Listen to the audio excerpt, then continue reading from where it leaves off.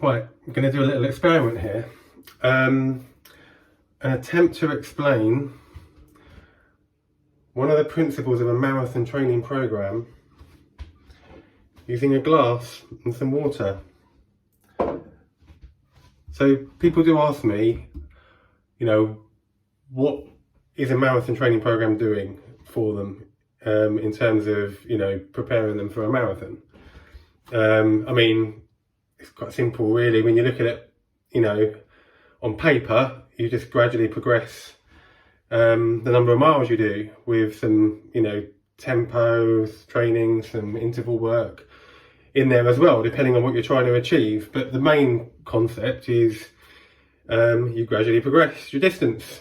But why? What is that doing?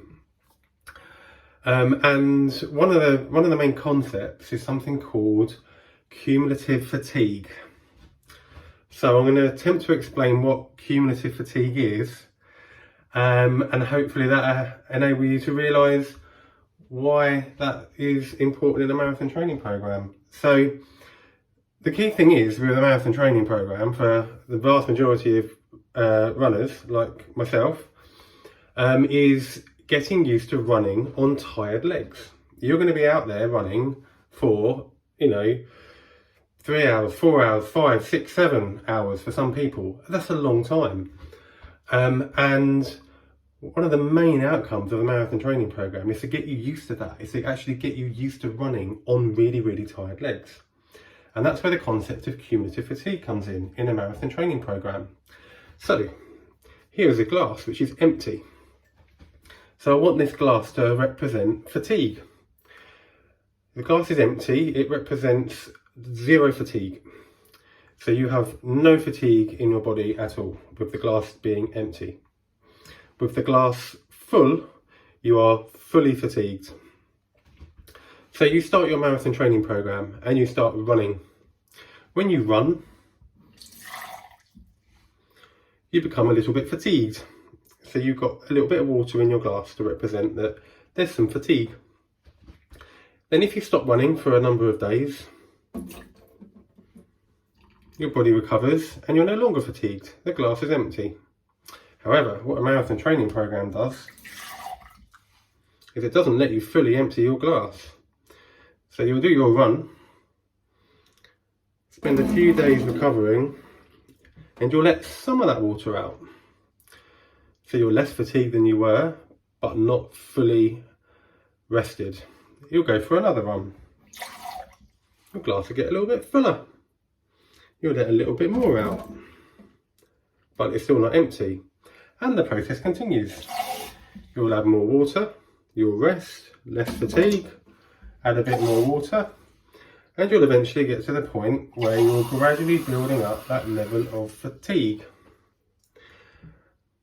And then some marathon training programs might then give you a bit of a mid-program recovery period. So you'll empty out some of that fatigue.